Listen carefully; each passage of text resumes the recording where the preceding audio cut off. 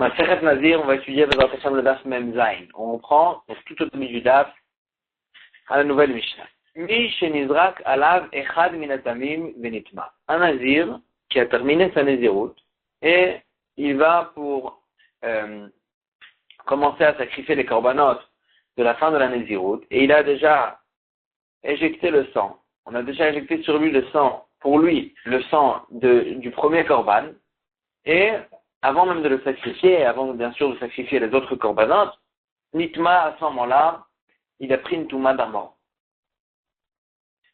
Rabbi Eliezer Omer, Soter et Akol. Rabbi Eliezer, il dit, ça casse toute la Nézirut.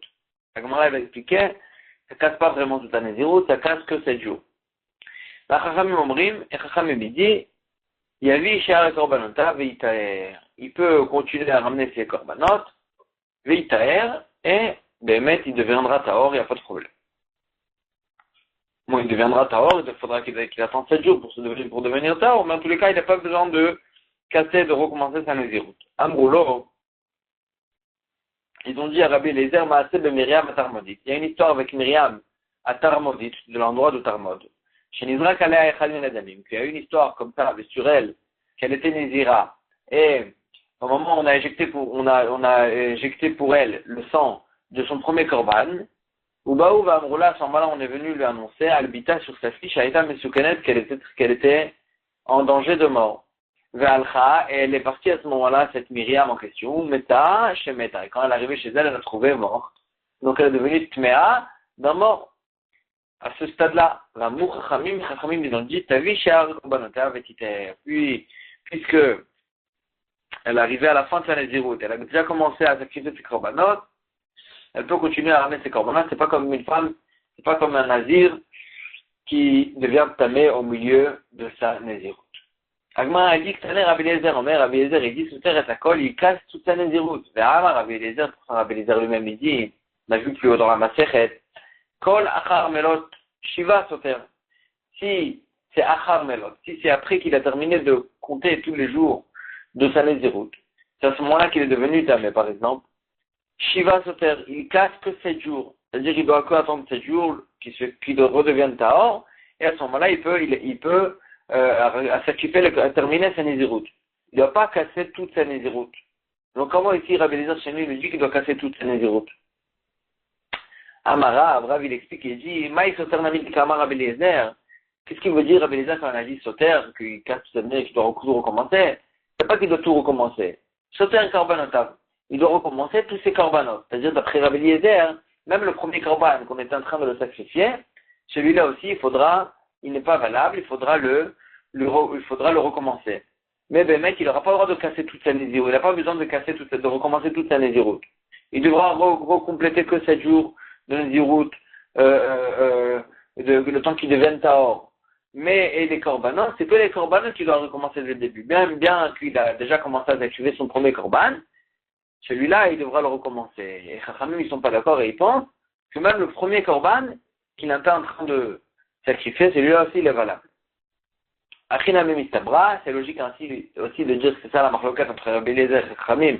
Est-ce que le premier korban qu'il était en train de sacrifier au moment où il est devenu tamé, est-ce que celui-là, il faudra le re-sacrifier ou pas, hein? C'est bien ça la marloquette. Parce que on a vu dans la Mishnah que Chachamim, ils disent, Tavi She'ar Korbanota Vetiter. Shfamina. Que Chachamim, ils disent, il devra ramener le reste de ses korbanot, il deviendra Tahor. Moi, je crois que Chachamim, ils pensent que c'est que le reste des korbanot qu'il devra ramener, mais le premier korban qu'il était en train de ramener, d'après Chachamim, il n'avait pas besoin de le ramener encore une fois. Ce korban aussi sera valable, alors que Rabbi Eliezer, il pense que même le premier korban, il devra le ramener à nouveau. Et aussi, on voit dans la Mishnah, Maaseh Namim bir Myriam à Tarmodit, chez Nizrak Alea Echad Min Adamim, on a vu cette Myriam en question, qu'elle a eu la même histoire, une fois qu'on a éjecté le sang sur le Mizbeach, qu'elle est devenue Tmea. Uba Uva Albita, on a renoncé sur sa fiche Atam Mesoukenet qui était en danger de mort, Ve'alcha, elle est partie au Meta, chez Meta, elle a trouvé déjà morte, donc elle est devenue Tmea à cause de sa fille qui est morte. Pour Chachamim, Tavi She'ar Korbanota Vetiter, Chachamim, ils ont dit qu'elle devra ramener que juste les autres korbanot. Moi, je crois que le premier korban qu'elle était en train de sacrifier, celui-là, elle n'a pas besoin de le ramener encore une fois.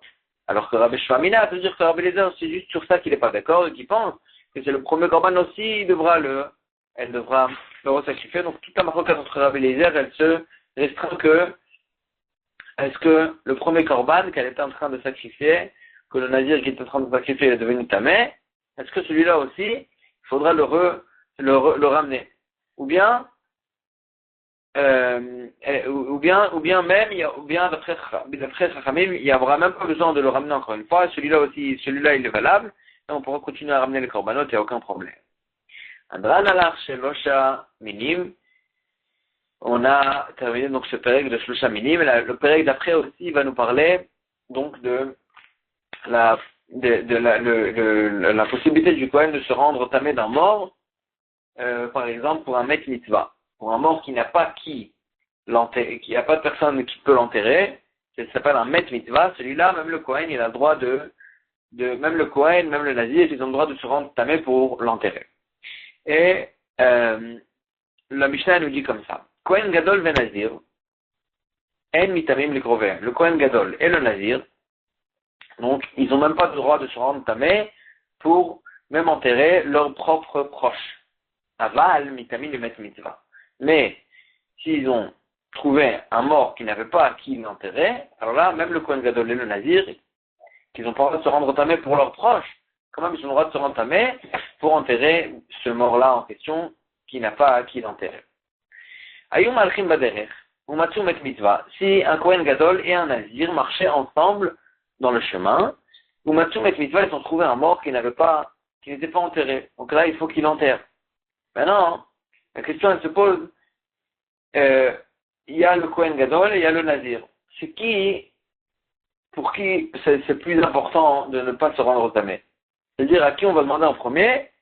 On va dire c'est le Kohen Gadol qui devra se rendre tamé pour enterrer, ou bien c'est le Nazir. C'est qui le plus important qu'il ne faut pas qu'il se rende tamé? Rabbi Eliezer Omer, il tamé Kohen Gadol, va aller tamé Nazir. Vaut mieux qu'il se rende tamé le Kohen Gadol pour enterrer ce Met Mitzvah, et que le Nazir ne se rendra pas tamé. Les Chachamim Omrim, et Chachamim ils disent, il tamé Nazir, va aller tamé Kohen Gadol. Enfin, le Kohen Gadol. Vaut mieux qu'il se rende tamé le Nazir plutôt que le Kohen Gadol se rende tamé. Donc il y a une marloquette entre Rabbi Eliezer et Chachamim. Est-ce que c'est le Kohen Gadol que c'est lui le plus important qu'il ne faudra pas qu'il se rende tamé, ou bien c'est le Nazir? Amar aime Rabbi Eliezer. Rabbi Eliezer il argumente, il dit tamé Kohen. She'eno mevi korban al tumato. Vaut mieux qu'il se rende tamé le Kohen, parce qu'on voit bien que le Kohen, même s'il se rend tamé, il ne ramène pas un korban sur sa touma, sur le fait qu'il se rende tamé. Va aller tamé Nazir, et il faudra qu'il se rende tamé le Nazir, she'u mevi korban al tumato. Le Nazir, s'il s'est rendu tamé, il doit ramener un korban. Ça veut dire que pour lui, c'est plus chamour de se rendre tamé que pour le Kohen. Donc, il dit Rabbi Eliezer, vaut mieux que c'est le Kohen qui se rende tamé. Amroulo, ils ont dit les Chachamim, d'un autre côté, il tamé Nazir. Vaut mieux qu'il se rende tamé le Nazir. Shen Klushato Klushatola, la Klushat du Nazir, elle est que provisoire. Elle se termine à la fin de sa Nazirut. Et donc, sa Klusha, elle est moins forte. Va aller tamé Kohen, j'ai Klushato Klushatolam. Et il ne se rendra pas à tamer le Kohen, que lui, il a une Klusha, Klushatolam, une Klusha pour tout le temps. Il restera tout le temps Kohen. S'il est né Kohen, il restera tout le temps Kohen. Et donc, vaut mieux, d'après les Chachamim, qu'il se rende au tamé le Nazir plutôt que le Kohen Gadol. L'Agmara a dit Bishlama Kohen Gadol. L'Agmara va ramener plusieurs cas que c'est clair qui est-ce qui doit se rendre tamé plus que l'autre, et ensuite elle va ramener un safek, à savoir dans un nouveau cas, est-ce que c'est qui doit se rendre tamé par rapport à l'autre. Bishlama Kohen Gadol ve Nazir, s'il y a un Kohen Gadol et un Nazir qui trouve un Bet Mitzvah, alors là, ça va dépendre de la marloquette qu'on a vu dans la Mishnah. Haï savar Kohen Gadol a dit, ça dépend de la Mishnah. Le Chachamim pense que le Kohen Gadol c'est lui le mieux, et donc vaut mieux que c'est le Nazir qui se rende tamé. Haï savar Nazir a dit, et Rabbi Eliezer il pense l'inverse, que le Nazir qui est mieux. Et donc ça c'est clair, ça dépend de la marloquette dans notre Mishnah. Maintenant, s'il y a Mashmuach Beshem Mishra ou Mervoube Bibgadim, si deux Kohanim qui marchaient dans le chemin, ils ont trouvé un Met Mitzvah, mais un, il était Kohen Gadol, du fait qu'il a été oint avec l'huile d'onction, et il y a un autre qui était le Kohen Gadol, mais qu'il était le Kohen Gadol du fait qu'il a vêtu tous les korbanot, tous les bgadim, tous les habits du Kohen Gadol. Donc c'est lequel qui a la plus grande kedusha. C'est lequel qu'on préfère qui se rende tamé, parce qu'il a une moins grande kedusha que l'autre. Agmara a dit, Mashuach Beshem ala Mishra Adif. C'est sûr que celui qui a été oint avec l'huile d'onction, celui-là il a une plus, celui-là il a une plus grande kedusha et donc vaut mieux qu'il reste taor. Deilou Mashuach Beshem ala Mishra, parce que celui qui a été oint avec l'huile d'onction, lui, s'il a fait une affaire, mais vit par Abba al Kol mitzvot. Lui, il doit ramener un taureau, un korban spécial du Kohen Gadol, que s'il fait une avéra, il doit ramener un taureau, que comme quand il a transgressé n'importe quelle mitzvah, il doit ramener un taureau. Veilou meroubé bibgadim, alors que le Kohen Gadol, qui a juste été nommé Kohen Gadol grâce aux habits qu'il a vêtus, celui-là, en mevi. Il n'a pas besoin de ramener il n'y a pas de korban spécial quand il a fait une avéra, il doit ramener juste le korban habituel qui fait n'importe quel juif que s'il a fait une avéra, il doit ramener. Et donc on voit bien que celui qui a été oint avec l'huile d'onction, il a une plus grande doucha. Donc, il vaut mieux qu'il reste taor par rapport à l'autre. Mashuach Shavar ou Merubé Bibgadim. S'il y avait un Kohen Gadol qui a été oint avec l'huile d'onction, mais Shavar, il a terminé déjà sa Keuna Gdola. Il est plus Kohen Gadol. Il était à l'époque Kohen Gadol. Et d'un autre côté, Merubé Bibgadim, un Kohen Gadol qui est maintenant Kohen Gadol, mais il a été nommé Kohen Gadol juste avec les habits. Alors là, c'est quoi le mieux? Merubé Bibgadim a dit. Et Merubé Bibgadim, évidemment, c'est sûr celui qui est maintenant Kohen Gadol, c'est vrai qu'il a été nommé avec les habits, mais au moins maintenant, Avid Avoda, il fait la Avoda, il a une plus grande Gdusha. Et l'Umashoach Shavar, l'Avar Avoda, alors que celui qui a été oint, mais qu'il était à l'époque, il a terminé sa Keuna Gdola, il est plus Kohen Gadol, il ne peut plus faire maintenant la Avoda. Donc c'est sûr que c'est le Merubé Bibgadim qui est mieux. Avar Mahamat Kiruyov, Avar Mahamat Momo. S'il y a deux Kohanim qui sont Kohanim, mais il y en a un qui a arrêté d'être Kohen à cause qu'il est devenu tamé. Actuellement, il ne fait plus la Avoda. Il ne fait pas la Avoda parce qu'il est devenu tamé à cause d'un découlement impur. Et il y en a un autre aussi qui n'est plus Kohen Gadol à cause du fait qu'il Mahmat Mumo, qu'il a eu un défaut et donc il a été nifsal, il ne peut plus être Kohen Gadol. Alors là, c'est lequel le mieux? C'est lequel le plus kadosh? Avar Mahmat Kirouyo a dit, c'est sûr que celui qui il n'est plus Kohen Gadol juste à cause d'un écoulement, que celui-là il est plus kadosh. Donc il vaut mieux qu'il reste là. Pourquoi? Parce que celui-là, il va terminer sa touma de cet écoulement et il va retourner demain à faire la avoda. Veilou Avar Mahmat Mouma, alors que celui qui a eu un défaut, lo chazel la avoda, ça est fini, il a un défaut, il ne peut plus être Kohen. Donc c'est sûr qu'il a une moins grande Gdusha. Et donc vaut mieux, c'est celui qui a terminé sa keuna à cause de son défaut, c'est lui qui se rend au tamé et qu'il enterre le Met Mitzvah. Ça c'est tous les cas où on n'a pas de safek. Il va y aller où? Mais on a eu un safek. Mashuach Milchama Vesgan. S'il y a dans le chemin qui marchait un Kohen qui était Mashuach Milchama, on a la ouin avec une notion pas pour être le Kohen Gadol fixe au Beth Amikdash, mais juste pour être le Kohen qui va accompagner ceux qui partaient en guerre pour leur parler, comme ce que la Torah nous dit, il va parler aux gens qui partaient en guerre, il va les renforcer, etc. Et ce Kohen-là, d'un côté, il marchait dans le chemin, avec le Sgan, avec le second du Kohen Gadol, qui était actuellement Kohen Gadol dans le Beth Amikdash, et le second, on le mettait, comme ça, si le Kohen Gadol, il a par exemple une Touma ou quelque chose, le second, il prenait sa place. Donc, c'est lequel qui était le mieux?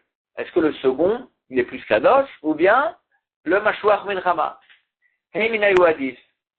Mashuach Milchama Adif de Chazel Milchama. Est-ce que le Mashuach Milchama, il est mieux, il est plus important, il vaut mieux qu'il reste dehors, parce que lui, il est maintenant déjà, il peut aller accompagner la guerre, ceux qui partaient en guerre. Donc maintenant, il a déjà un tafkid, il a déjà un travail de Kohen Gadol, Odilma, ou bien Sgan Adif, Chazel Avoda, ou bien le second, il est plus important parce que lui, il est apte à faire vraiment la avoda au Beth Amikdash, pas à la guerre à l'extérieur. Il est apte à faire la avoda dans un cas où le Kohen Gadol, il sera plus apte. Donc ça, c'est le safek. C'est lequel le plus important qu'il reste à haut. Tashma, vient un coup d'une preuve. De Tanya a écrit explicitement dans la Braïta, En ben Mashuach Melchama Lesgan. Il n'y a aucune différence, il n'y a aucun degré de différence entre celui de le Kohen de la guerre et le second. Et là, chez Imayum Alchim Baderer, sauf qu'ils ont une seule différence, c'est s'ils marchaient ensemble dans le chemin. Au Matumet Mitzvah, ils ont trouvé un mort, si c'est une mitzvah dans l'enterré, Yitame Mashuach Melchama, Ve'al Yitame Asgan, que vaut mieux que se rendre au Tamé. Celui qui était loin pour la guerre, pourvu que le second ne se rende pas Tamé. Pourvu que le second ne se rende pas Tamé, parce que le second, il a vraiment une possibilité de faire la avoda au Beth Amikdash, donc il est plus important. Va'atan, il y a ramené une braïta opposée, Mashuach Milchama Kodem Lesgan, il y a vu écrit dans une braïta, que le Mashuach Milchama, il passe avant le Sgan, le second. Ça veut dire que le Mashuach Milchama, il est plus important. Donc pourquoi tu me dis chez nous que le Sgan vaut mieux qu'il ne se rende pas Tamé? Amar Mazoudra, il dit, il faut faire une différence. De quoi on parle? Quel est le sujet? L'Inyan Hachioto, Mashuach Milchama Adif. Pour, si il y a le mâchoire, celui qui était loin pour la guerre, et le second qui était en danger de mort, et on peut sauver qu'un des deux. Lequel vaut mieux sauver? Lequel vaut mieux sauver, le second ou le mâchoire Melchama? Sur ça, on a dit, mâchoire Melchama Adif Kodem. Vaut mieux sauver celui qui était loin pour la guerre. Maïta Ama, pourquoi? Des Taloubé Ravim, parce que tout le public, il dépend de lui. Pour faire la guerre, on a besoin de lui. Et donc, point de vue de savoir qui est plus important pour le sauver, alors là, ça dépend puisque lui, il y a un besoin du public de sauver ce Mashuach Melchama, donc il est plus important, il vaut mieux le sauver lui. Oui, Nyan Touma, mais quand tu parles à savoir qui est-ce qui va se rendre au Tamé, qu'est-ce que vaut mieux qu'il reste Tahor, Ganadif, là le second il est plus important. De Tanya, Rabbi Chanel ben Antignos, parce qu'il nous dit Rabbi Chanel ben Antignos, là, Matiknus gagne la Kohen Gadol, pourquoi on a fait une takana qu'il faut qu'il y ait un second au Kohen Gadol, Shim ira boksul, Arin Nichnas Meshamesh Tatav, parce que si le Kohen Gadol il aura un psoul, il deviendra tamé ou quelque chose comme ça, Arin Nichnas Meshamesh Tatav, le second, il va faire la avoda à sa place, et donc vaut mieux le second, c'est plus important qu'il reste Tahor. Ça c'est point de vue, Touma et Tahara, mais pour sauver, si on a la possibilité de sauver qu'un des deux, ça, on a dit que on veut mieux sauver le Mashuach Melchama parce que le public, il dépend de lui, la guerre, elle dépend de lui, et là, vaut mieux le sauver à lui. Atkan l'obligé, et là, de Kohen Gadol vient à dire. Kika Azle, Beade Adede. Toute la machloket qu'on a vu dans la Mishnah entre Rabbi Eliezer et Chachamim, c'est que dans un cas où le Kohen Gadol et le Nazir, ils marchaient ensemble dans le chemin, et ils ont trouvé un Met Mitzvah, que là on se pose la question, c'est qui des deux qu'on vaut mieux qui se rende au Tamé et que qui des deux qui vaut mieux qui reste à haut. Abal Chad Chad, les Choudé. Mais s'ils étaient seuls dans le chemin, Baritamu Yainun. C'est sûr qu'ils doivent se rendre au Tamé. Si le Kohen Gadol est marché tout seul dans le chemin, il va en mettre mitzvah, il doit se rendre au Tamé. La même chose pour le Nazir. Toute la question, elle est, s'ils sont ensemble, c'est lequel le mieux. Mais s'ils sont chacun tout seuls, c'est sûr qu'ils peuvent se rendre au Tamé pour enterrer un Met Mitzvah. Mena Hanemile. D'où on sait cette halakha. Que le Kohen Gadol, il peut se rendre tamé pour enterrer le Met Mitzvah, et le Nazir aussi la même chose. Detan Mourabanan. Khamim nous a enseigné l'halakha suivante. C'est le Alkol Nafshot Met Le Yavo. Le pasteur qui nous parle du Kohen Gadol, il nous dit, une fois qu'on a dit que le Kohen Gadol, il n'a pas le droit de se rendre tamé, même pour enterrer ses proches, et le pasteur il continue et il dit Alkol Nafshot Met Le Yavo. Il ne pourra pas s'approcher de tout mort. De quoi le pasteur qui parle? Iberechokim, ici il nous parle de ceux qui sont éloignés de lui, c'est-à-dire c'est pas ses proches.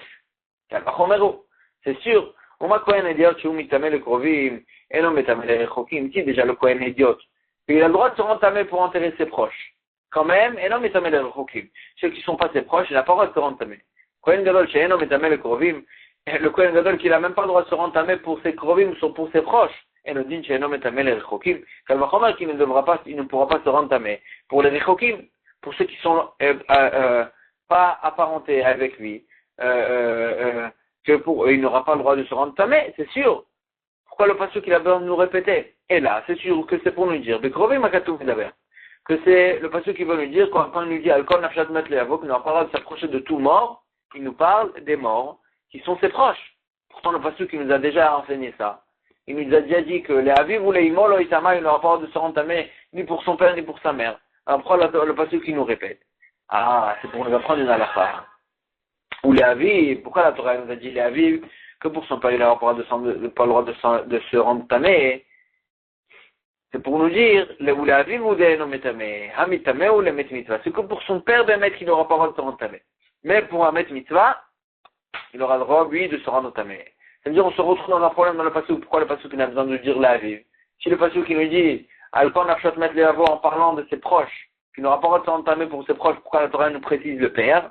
C'est pour nous apprendre que la aviv ou den omitame, hamitame ou le met mitzvah, c'est que pour le père, le met qui n'aura pas le droit de se rendre tamé, mais s'il a trouvé un mort de met mitzvah, qu'il n'y a pas qui, personne peut, il n'y a pas qui l'enterrait, et, pour ça, dans ce cas-là, même le Kohen Gadol, il pourra se rendre tamé. Ou les imo. Et pourquoi le pasuk qui nous dit les imo? Qu'est-ce qu'on apprend du mot les imo? Pourtant, le pasuk qui nous dit déjà, Alkon Nafshat Met Leavo, que nous a parlé de se rendre tamé pour tout mort, et en parlant de ses proches. Donc, pourquoi la Torah nous dit, elle nous précise la mère, que même pour sa mère, il n'a pas le droit de se rendre tamé. Pourtant, ça inclut déjà l'Xera Shava, ça va nous apprendre la Xera Shava. L'Ixer Rebi, comme ce que Rabbi nous a enseigné dans la Braïta de Tanya, Rabbi il dit, Gabé Nazir au sujet du Nazir, Bemotam ou Enometame, c'est que, pour, quand ses parents ils sont morts, qu'il ne pourra pas se rendre tamé pour les enterrer. Alors, les mitame ou les nigam et les ivatam. Mais si ses parents ils sont devenus tamés non pas à cause du fait qu'ils sont morts, mais ils sont devenus tamés du fait qu'ils ont eu un égal de la plaie, de la lèpre ou de quelque chose comme ça, ou bien à cause d'un écoulement impur qu'ils ont eu. Dans ce cas-là, il a le droit de se rendre tamé pour eux, pour les aider ou quelque chose comme ça. Et donc, ça c'est venu pour nous dire que c'est que pour la touma d'un mort qu'il aura le droit de se rendre tamé pour ses parents, mais pour ses parents, il aura le droit de se rendre tamé s'ils sont devenus tamés, eux, à cause d'une plaie ou d'un écoulement. Dans ce cas-là, il aura le droit de se rendre tamé. Et ça, c'est pour le Nazir et aussi pour le Kohen Gadol. La Gemara, elle va continuer avec cette dracha-là, qui va nous apprendre que le Kohen Gadol, il aura le droit de se rendre tamé pour ses parents. Le Kohen Gadol et le Nazir, ils ont le droit de se rendre tamé pour leurs parents, dans un cas où les parents, ils sont pas tamés du fait qu'ils sont morts, mais ils sont tamés à cause d'un écoulement ou d'une lettre. Nous, on va laisser ça pour le prochain daf. Chazak Obaor.